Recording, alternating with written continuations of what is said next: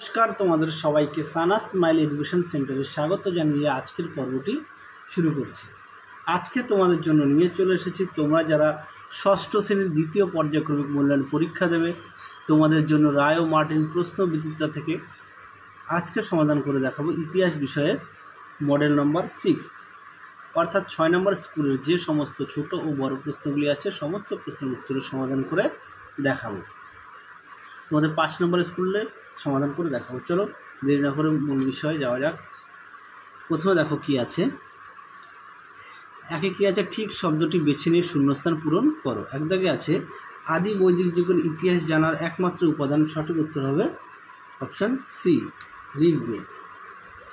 পরবর্তী প্রশ্ন দেখো, মেগালিথ বলা হয়। সঠিক উত্তরটি হবে অপশান বি, বড় পাথরের সমাধিকে।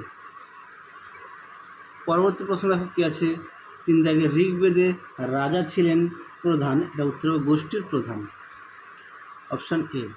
পরবর্তী প্রশ্ন দেখো, বৈদিক সমাজে পরিবারের প্রধান ছিলেন। সঠিক উত্তর হবে বাবা। পরবর্তী প্রশ্ন দেখো, অসমক ছিল ড্যাশ ভারতের মহাজন পদ। এটা উত্তর হবে দক্ষিণ। পরবর্তী প্রশ্ন দেখো, 2 দাগের ক স্তম্ভের সঙ্গে খ স্তম্ভ মেলাও। প্রথমে আছে কি, দেখে নাও, একের মধ্যম প্রতিপদা, এটা হবে গৌতম বুদ্ধ, অর্থাৎ বি। পরবর্তী দেখো কি আছে, গুপ্ত সম্রাট, গুপ্ত সম্রাট হবে সমুদ্রগুপ্ত, অর্থাৎ সি। পরবর্তী দেখো 3 দাগ, কুষাণ সম্রাট, কুষাণ সম্রাট হবে কনিষ্ক, এ। পরবর্তী দেখো 4 মৌর্য সম্রাট, মৌর্য সম্রাট হবে অশোক, তাহলে ই। তারপরে হবে নন্দরাজা, নন্দরাজা হবে ডি, অর্থাৎ ধন নন্দ। চলো পরবর্তী প্রশ্নের উত্তরগুলো আমরা দেখব কি আছে। 3 দাগের কি বলেছে, 2টি অথবা 3টি বাক্যে উত্তর দাও যে কোনো 2টি। প্রথমে 1 দাগের প্রশ্ন আছে, বৈদিক সমাজে কটি শ্রেণীতে বিভক্ত ছিল ও কি কি। চলো প্রশ্ন উত্তরটা দেখো। দেখে নাও 4টি ভাগে বিভক্ত ছিল, ব্রহ্মচর্যাশ্রম, গৃহস্থশ্রম, বানপ্রস্থাশ্রম, তারপর হচ্ছে সন্ন্যাস আশ্রম। দেখে নাও।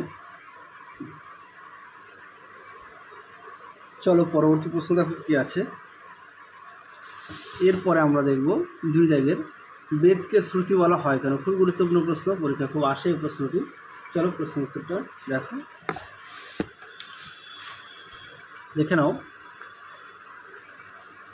বৈদিক যুগে বেদ শুনে শুনে মনে রাখতে হতো, এই জন্য বেদের আরেক নাম শ্রুতি। বেদ শুনে শুনে মনে রাখার কারণ, 1 নম্বর লিপি না থাকা।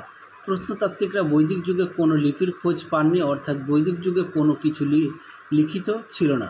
শিক্ষা ব্যবস্থার প্রধান ছিলেন গুরু। গুরু তার শিষ্যদের মুখে মুখে যা শেখাতেন, শিষ্যদের তা শুনে শুনে মুখস্থ করতে হতো। 2 নম্বর পয়েন্ট আছে মুখস্থ করার উপর জোর দেওয়া। বৈদিক যুগের শিক্ষায় সম্পূর্ণভাবে মুখস্থ ও সঠিক উচ্চারণের উপর বিশেষ জোর দেওয়া হতো। তাহলে উত্তরটা নিশ্চয়ই তোমরা দেখে নিয়েছো। চলো পরবর্তী প্রশ্ন দেখো। পরবর্তী প্রশ্ন দেখো 3 দাগের, ষোড়শ মহাজন পদের মধ্যে 2টি গণরাজ্যের নাম লেখো। উত্তর হবে মল্ল ও বজ্জী। পরবর্তী প্রশ্ন দেখো 4 দাগের, 4-5টি বাক্যে উত্তর দাও যে কোনো 2টি। প্রথম প্রশ্ন দেখো, বৈদিক যুগের চিত্রিত ধূসর মাটির পাত্র বলতে কি বোঝায়। 1 দাগের প্রশ্নটা দেখে নাও, উত্তরটি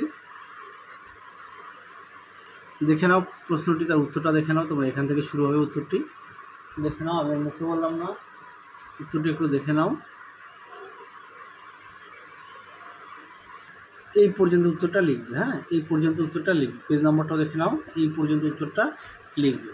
চলো পরবর্তী প্রশ্ন দেখো কি আছে। পরবর্তী আছে 2 দাগের, মহাপরিনির্বাণ বলতে কি বোঝায়। উত্তরটা দেখো, দেখে নাও মহাপরিনির্বাণ কি।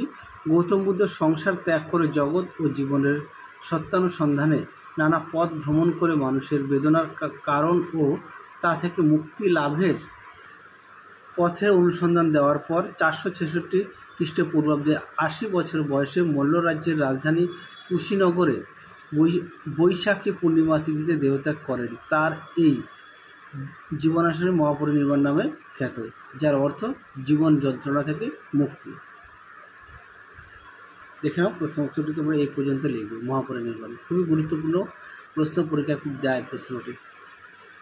চলো পরবর্তী প্রশ্ন 3 দাগের, হাতি গুম্ফা শিলালেখ থেকে কি কি জানা যায়। দেখো প্রশ্ন উত্তরটি।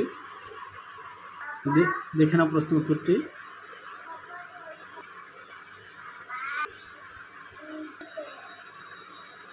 তাহলে দেখে নাও প্রশ্ন উত্তরটি, তোমাদের পাঠ্য বই থেকে তোমরা পড়ে নিতে পারো। দেখে নাও।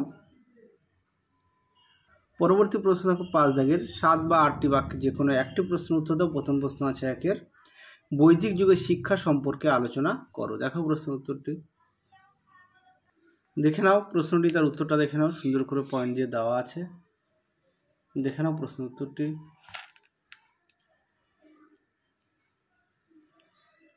দেখে নাও। চলো পরবর্তী প্রশ্ন দেখো। 2 নম্বর প্রশ্ন দেখো, বৌদ্ধ ধর্ম সম্পর্কে আলোচনা করো। দেখো প্রশ্ন উত্তরটি। দেখে নাও বৌদ্ধ ধর্ম সম্পর্কে, এখান থেকে লিখবে।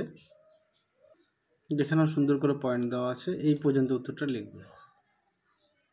দেখে নাও। চলো পরবর্তী প্রশ্ন দেখো। 3 দাগের কি আছে, হর্ষবর্ধন স্মরণীয় কেন। দেখো প্রশ্নের উত্তরটি। এই প্রশ্নের উত্তরটা তোমাদের আমি দেখে নাও, সুন্দর করে দেওয়া আছে, পয়েন্ট দিয়ে দিয়ে তোমরা লিখবে। হ্যাঁ, একেবারে তোমাদের দেখাচ্ছি। দেখে নাও সুন্দর করে মাঝখানে পয়েন্ট দিয়ে দিয়ে লিখবে। তোমাদের পাঠ্য বই তো বিস্তারিত দেওয়া আছে, তোমরা সেখান থেকে এই প্রশ্নের উত্তরটা পড়ে নিতে পারো। আমি একেবারে দেখাচ্ছি, তোমরা পাট করে পয়েন্ট দিয়ে লিখবে। তারপরে দেখো পয়েন্ট আছে, হর্ষবর্ধন সকল উত্তরপত্নাথ বলা হয় কেন। তারপরে দেখো হর্ষবর্ধনের শাসন ব্যবস্থা কীরকম ছিল। দেখে নাও।